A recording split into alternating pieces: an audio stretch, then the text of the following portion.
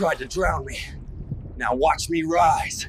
The water around Calvin Draper's helmet turned black the moment someone cut his ground cable. 40 feet below the Columbia River's surface, sparks erupted from his welding torch as raw electricity coursed through the bridge's steel framework. His wetsuit began to smoke. The taste of copper flooded his mouth as voltage searched for earth through his body instead of the severed grounding wire. Training saved him.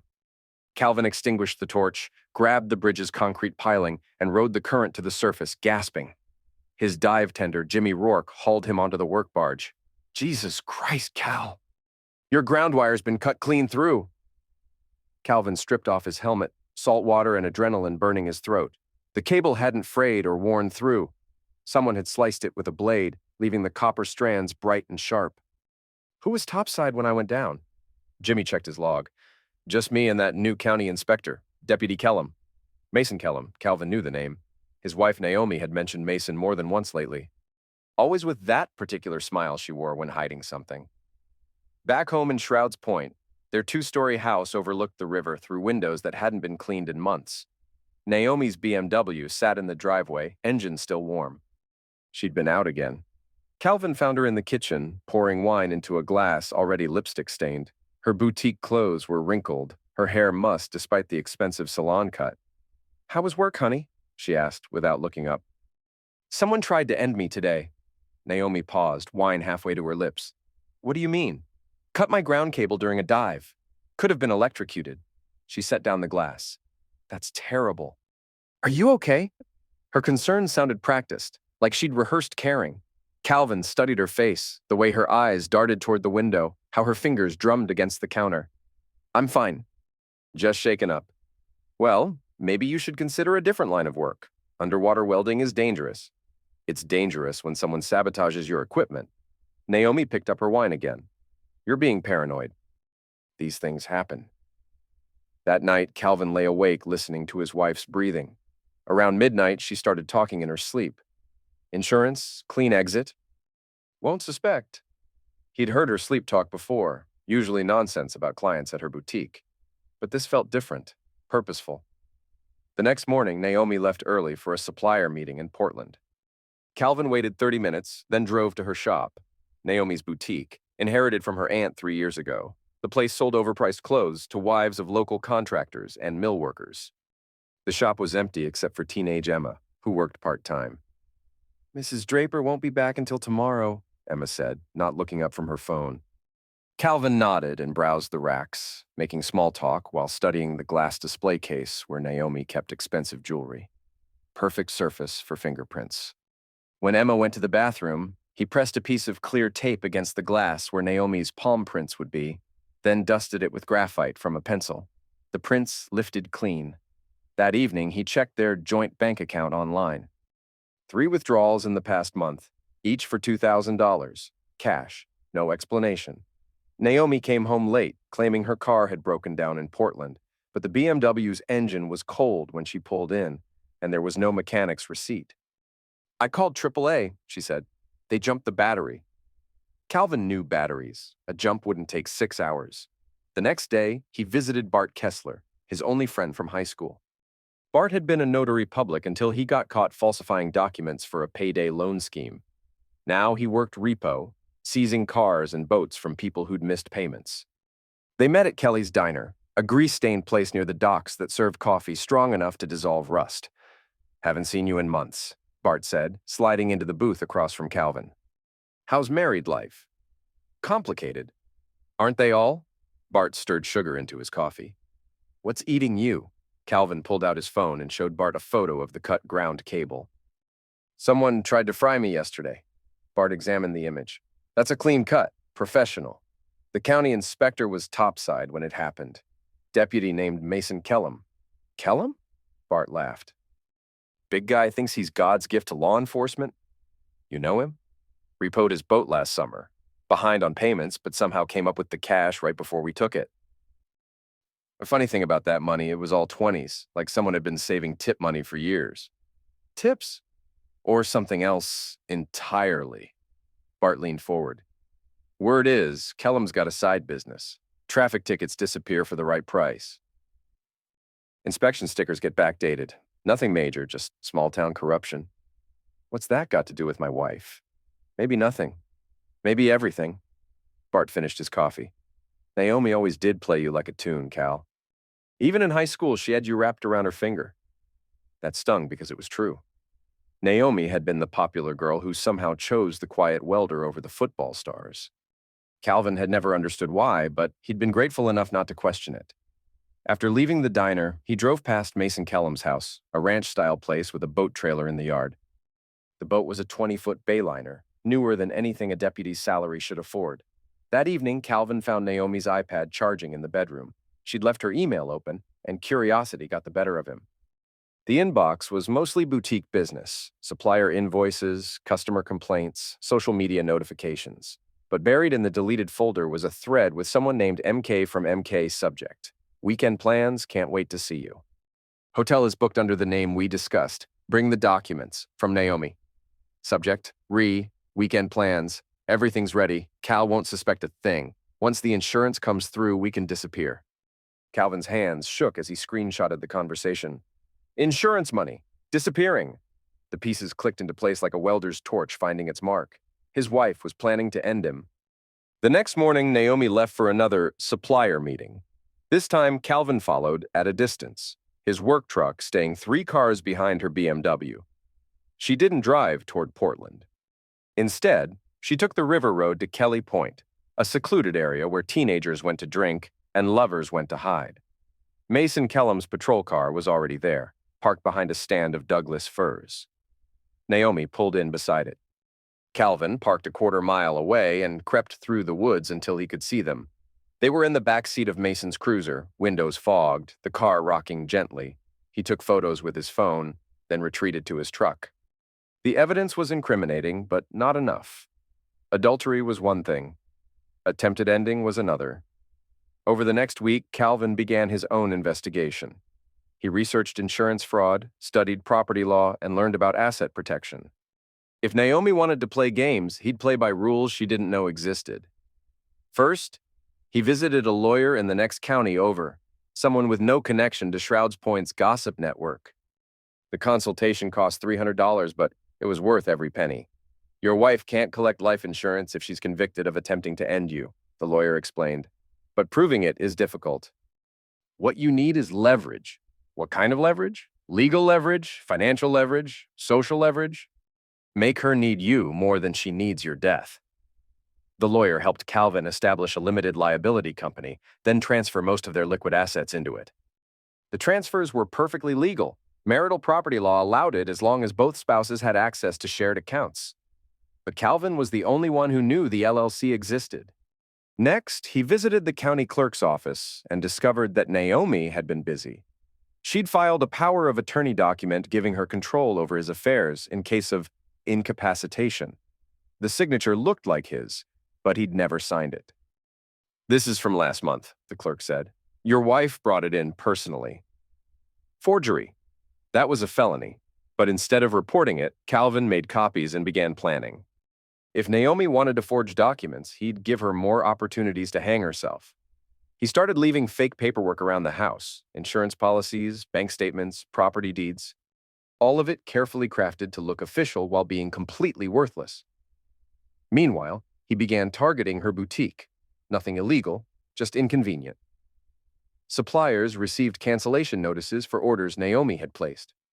Credit card processors got complaints about fraudulent charges. Social media accounts were flooded with negative reviews from fake customers. I don't understand what's happening, Naomi complained over dinner. Someone's sabotaging my business.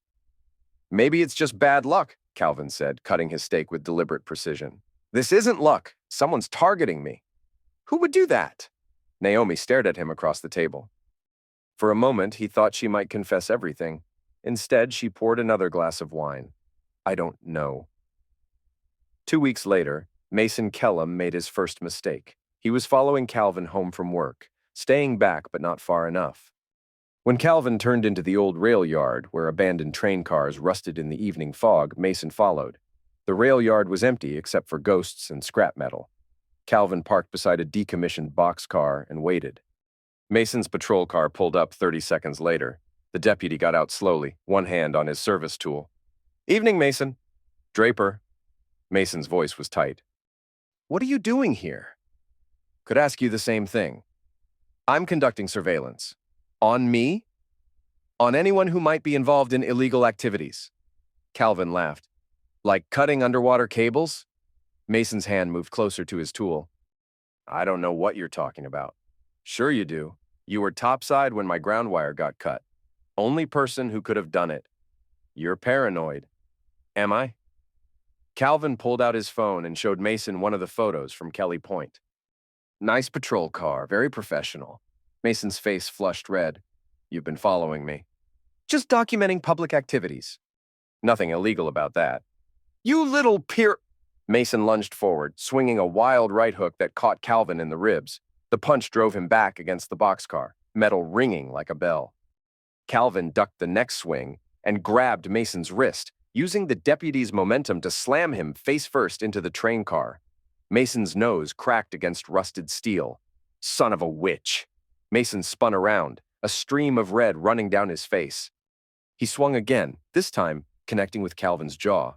The fight devolved into a brutal grappling match among the weeds and broken glass. Mason was bigger and stronger, but Calvin was used to working in tight spaces underwater. When Mason tried to pin him down, Calvin slipped free and wrapped his arm around the deputy's throat. "Give up," Calvin whispered. Mason elbowed him in the ribs and broke free. He scrambled for his tool, but Calvin kicked his legs out from under him. Mason went down hard, his tool skittering across the gravel. Both men were gasping, exhausted. Mason made one last desperate lunge for his tool, but Calvin got there first. He picked up the tool and ejected the magazine, then threw both pieces in different directions. "This is over," Calvin said. Mason wiped the stain from his nose. "You're making a mistake." "No." "You made the mistake when you tried to end me." "I never—" "Save it." Calvin pulled out his phone and called 911. "I need to report an assault by a law enforcement officer." While they waited for backup to arrive, Calvin noticed the security camera mounted on a nearby building. The ATM for First National Bank had a clear view of the rail yard. Perfect. The next day, Calvin visited the bank and requested the security footage. As a customer with an account, he had the right to see any recordings that might show criminal activity affecting his safety. The footage was clear. Mason throwing the first punch, Mason attacking with obvious intent to harm, Mason reaching for his tool when the fight turned against him. Calvin made copies and sent them to the State Police Internal Affairs Division. Mason Kellum was suspended pending investigation. With her lover sidelined, Naomi became desperate. The boutique was failing under the weight of mysterious problems. Suppliers were demanding payment up front. The credit card company had frozen her merchant account pending a fraud investigation. "I need money," she told Calvin over breakfast. "Just a loan to keep the shop running." "How much?" $50,000. Calvin nearly choked on his coffee. "That's a lot of money." "It's temporary. Once I resolve these issues, I can pay you back with interest." "I don't have $50,000. We have it in savings." "No, we don't." Naomi's fork stopped halfway to her mouth. "What do you mean?" "I mean, our savings account has $1,200 in it?" "That's impossible. We had almost $60,000 last month." Calvin shrugged. "Market fluctuations, investment losses. You know how it is." "Show me the statements." "They're in the safe." "Get them." Calvin retrieved a folder of fabricated documents showing devastating losses in various mutual funds and ETFs.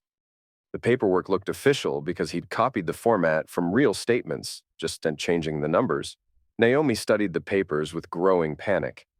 "This can't be right. We can't have lost everything." "Not everything. We still have the house. The house won't save my business. Maybe it's time to consider closing the boutique." Naomi slammed the papers down. "I won't let 20 years of work disappear because of market volatility." 20 years? You've only owned the shop for 3. I worked for my aunt before she died. This boutique is my life. Then maybe your life needs to change. That evening, Calvin found Naomi on the phone in the bedroom, speaking in hushed tones. "I don't care what it takes," she was saying. "Fix this. I'll make it worth your while." She hung up when she saw him. "Who was that?" "My accountant. Trying to figure out where our money went." "Good luck with that." 2 days later, Mason Kellum broke into Calvin's storage unit. The facility was on the outskirts of town, a collection of metal buildings where people kept things they couldn't fit in their houses. Calvin had rented Unit 47 5 years ago to store welding equipment and scrap material. He discovered the break-in when he arrived to retrieve his underwater torch. The lock had been cut with bolt cutters, and someone had torn through his belongings like a tornado. But they hadn't found what they were looking for, because Calvin hadn't kept anything incriminating there. The real evidence was in a safety deposit box at the bank. He was examining the damage when footsteps echoed through the facility. Mason Kellum appeared at the entrance to the unit, still wearing his deputy's uniform despite being suspended. "Looking for something?" Calvin asked. "You know what I want? The security footage from the rail yard?" "Already sent copies to Internal Affairs." Mason stepped inside the unit, his hand resting on his tool. "I want everything you have. Photos, recordings, documents. Or what? Or I'll make sure you don't live to testify." Calvin smiled. "You think I'm stupid enough to meet you here without backup?" "What backup? Check your phone." Mason pulled out his cell phone. The screen showed 17 missed calls from his sergeant, all in the past 10 minutes. "Seems like someone reported suspicious activity at the storage facility," Calvin said. "Deputy behaving erratically, possible mental health crisis. They're sending the crisis intervention team." "You bastard! You broke into my property." "That's burglary. Add it to the assault charges, and you're looking at real prison time." Mason's face twisted with rage. He drew his tool and pointed it at Calvin's chest. "I should have ended you when I had the chance. Like you tried to do it underwater? That was just meant to scare you. This is different." "No, this is stupid. You shoot me here with your fingerprints all over my stuff after making threats? Even small-town cops aren't that dumb." Sirens wailed in the distance, getting closer. Mason lowered his tool. "This isn't over." "Yes, it is." The deputy holstered his tool and walked out of the storage unit. 30 seconds later, 3 patrol cars and an ambulance arrived, but Mason was gone. That night, Calvin found Naomi packing suitcases in their bedroom. "Going somewhere?" "Away. For a while." "How long?" "I don't know." She folded a silk dress with nervous precision. "Things are complicated right now." "Because your boyfriend got himself suspended?" Naomi's hand stilled. "I don't know what you mean." "Mason Kellum." "Deputy Mason Kellum, the one you've been sleeping with?" She turned to face him, and for the first time in months, her mask slipped. The practiced smile was gone, replaced by something cold and calculating. "How long have you known?" "Long enough." "Then you know why I have to leave." "Actually, I don't. Why don't you explain it to me?" Naomi sat on the bed, her shoulders sagging. "It wasn't supposed to happen like this." "What wasn't supposed to happen?" "Any of it, the affair, the business problems, the what?" "The insurance plan?" There it was, the confession he'd been waiting for. "Tell me about the insurance plan." Mason said it would be easy. An accident during one of your dives. Nobody would question it. Underwater welding is dangerous. "So you decided to end me." "I decided to be free." Naomi looked up at him, her eyes bright with unshed tears. "Do you know what it's like being married to someone who never talks, never laughs, never shows any emotion? You're like a robot, Cal. A robot who happens to be good at welding. So you thought you'd upgrade to a corrupt cop. Mason understands me. Mason was using you. No, he loves me. He loves your boutique's money laundering operation." Naomi went very still. "What?" "The cash payments to suppliers, the credit card chargebacks, the mysterious inventory shortages. Your boutique was washing money for Mason's side business." "That's not true?" "It's all true. The state police have been investigating Mason for months. They know about the traffic ticket scam, the inspection fraud, all of it. Your boutique was just another piece of evidence." "You're lying." Calvin pulled out his phone and showed her a news article he'd found online. "Mason Kellum, suspended deputy, arrested on federal money laundering charges." Ring any bells? Naomi stared at the screen, her face going pale. "When did this happen?" 2 hours ago. They picked him up at his house. He didn't call me. Why would he?" "You're a liability now." Naomi collapsed back onto the bed, her carefully constructed world crumbling around her. "What am I going to do?" "You're going to face the consequences. I can't go to prison. You should have thought of that before you tried to end me." I never actually tried to do that. That was Mason's idea, but you went along with it. I was scared. Of what? Of losing everything, the boutique, the house, the life I'd built. So you decided to take mine instead. Naomi began to cry, real tears this time. I'm sorry. No, you're not. You're sorry you got caught. Calvin left her on the bed and went to the kitchen. He poured himself a beer and sat at the table, listening to his wife sob in the next room. 20 minutes later, she appeared in the doorway with red eyes and smeared makeup. What happens now? Now you face the music. Will you help me? Help you what? Get through this. We're still married. Calvin finished his beer and looked at the woman he'd once loved. No, we're not. What do you mean? I mean, I filed for divorce 3 days ago. You've been served? I never received any papers. You will. Tomorrow. Naomi stared at him. You planned this. I planned for this. You knew Mason would get arrested. I knew he was dirty. I knew you were involved. I knew it would all come out eventually.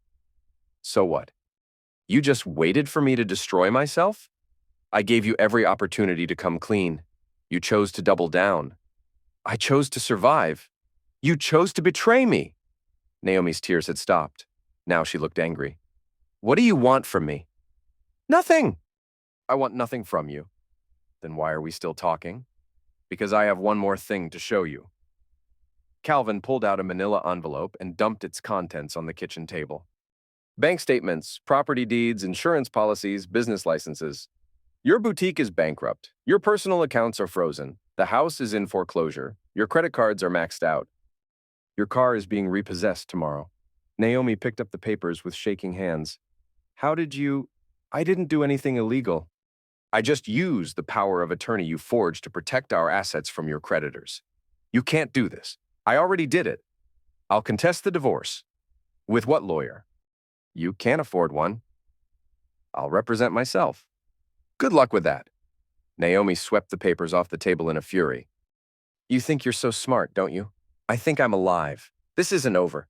Yes, it is. She grabbed her purse and headed for the door. Where am I supposed to go? That's your problem. I have nowhere to go. You should have thought of that before you tried to do that to me. Naomi slammed the door so hard the windows shook. Calvin finished his beer and went to bed. The next morning, he drove to the bridge where Mason had tried to end him. The repair work was finished, but he brought his welding equipment anyway. He spent the day adding a small plaque to the bridge's superstructure. Nothing fancy, just a simple message etched in steel. Bridges rust, so do promises. As he worked, people from town drove by and honked their horns. Word had gotten out about Mason's arrest and Naomi's involvement. In a place like Shroud's Point, scandal traveled faster than gossip. By evening, the local newspaper had published a story about the corruption case. Mason's mugshot was on the front page, along with a photo of Naomi leaving the courthouse after being questioned by federal agents. Calvin's phone rang as he was packing up his equipment. Cal, it's Bart. Hey. Saw the news. Hell of a thing. Yeah. You okay? I'm fine. You need anything? No, I'm good. Okay, just wanted to check. Take care of yourself. Will do. That night, Calvin sat on his back porch overlooking the river. The water was black under the moonlight, flowing toward the ocean with endless patience. His phone buzzed with a text message from an unknown number. You destroyed my life. He deleted it without responding. An hour later, another message. I hope you're happy. Delete. Then another. This isn't over. Delete. The messages kept coming throughout the night, each one more desperate than the last. Calvin turned off his phone and went to bed. 3 days later, Naomi's BMW was repossessed from the Walmart parking lot. She'd been living in the car since the eviction, showering at the gym and eating fast food. Calvin heard about it from Emma, the teenage girl who'd worked at the boutique. It was so sad, Emma said when she stopped by his house to return some equipment Naomi had borrowed. Mrs. Draper was crying when they took her car. She asked if she could get her suitcase out of the trunk, and the repo guy said no. Everything in the car belonged to the bank now. That's too bad. She asked me to give you this. Emma handed him a sealed envelope. Inside was a single sheet of paper with 4 words written in Naomi's careful handwriting. I'm sorry. Goodbye. Calvin crumpled up the note and threw it away. A week later, he ran into Mason Kellum at the county courthouse. Mason was there for a preliminary hearing, wearing an orange jumpsuit and shackles. Their eyes met across the hallway. Mason's face was pale and hollow, his arrogance replaced by the look of a man who'd lost everything. "Draper," Mason said as they passed each other. "Kellum, this is all your fault. No, this is all your fault. I should have ended you when I had the chance." "Probably." The bailiff pulled Mason away before he could say anything else. Later that day, Calvin received a call from the district attorney's office. They wanted him to testify against Mason in exchange for immunity from any charges related to the money laundering investigation. "We know you weren't involved in the scheme," the prosecutor explained, "but your wife used your joint accounts to process some of the transactions. We need your cooperation to make sure nothing comes back on you." "What do you need me to do?" "Just tell the truth about what you knew and when you knew it." "That's easy." "I didn't know anything until I started investigating my wife's affair." "Perfect. We'll be in touch." The trial was set for 6 months later. By then, Shroud's Point had moved on to other scandals. Mason's wife had filed for divorce and taken the kids to California. The boutique building was empty, with a for lease sign in the window. Naomi had disappeared entirely. Some people said she'd gone back to her family in Montana. Others claimed she'd left the country. Calvin didn't know and didn't care. He sold the house and bought a smaller place closer to the river. The new house had a workshop where he could store his welding equipment and work on side projects. Life settled into a comfortable routine. Work during the day, reading in the evening, fishing on weekends. He started dating again, nothing serious, just dinner and conversation with women who weren't trying to end him. 6 months after the arrest, Mason Kellum was convicted on 17 counts of corruption and money laundering. He was sentenced to 12 years in federal prison. Naomi was never charged. The prosecutors said there wasn't enough evidence to prove she knew about the money laundering operation. She'd been a victim of manipulation, they claimed. Calvin knew better, but he didn't argue. On the day Mason was sentenced, Calvin drove to the bridge where it all started. He brought his welding equipment and spent the afternoon reinforcing the supports where someone had tried to sabotage his work. As he worked, he thought about trust and betrayal, about the difference between loyalty and stupidity. He thought about the brother he'd lost in this same river 10 years ago, and how grief had made him vulnerable to people who saw weakness as opportunity. The sun was setting when he finished. The bridge looked solid, built to last another 100 years. He packed up his equipment and drove home through the quiet streets of Shroud's Point. The town looked the same as always. Weathered houses, rusted cars, people getting by on grit and stubbornness. But something had changed. The whispers followed him now, not with pity, but with respect. People nodded when they saw him, the way they did for men who'd faced trouble and come out stronger. At home, he found a package on his doorstep. No return address, just his name written in careful block letters. Inside was a photograph of a beach somewhere tropical. On the back, someone had written, "Started over, thank you." It wasn't signed, but he recognized the handwriting. Calvin looked at the photo for a long moment, then tore it in half and threw it away. He had work to do tomorrow. A new bridge was being built upriver, and they needed someone who knew how to weld underwater. Someone who could be trusted to do the job right, no matter what. Someone who understood that some things, once broken, could never be repaired. But other things, bridges, lives, trust, could be built stronger the second time around. The river flowed past his window, carrying the past toward the sea. Tomorrow would bring new challenges, new opportunities, new chances to prove that some promises were worth keeping. He turned off the lights and went to bed, sleeping peacefully for the first time in months. Outside, the bridge stood silent in the darkness, welded tight against whatever storms might come.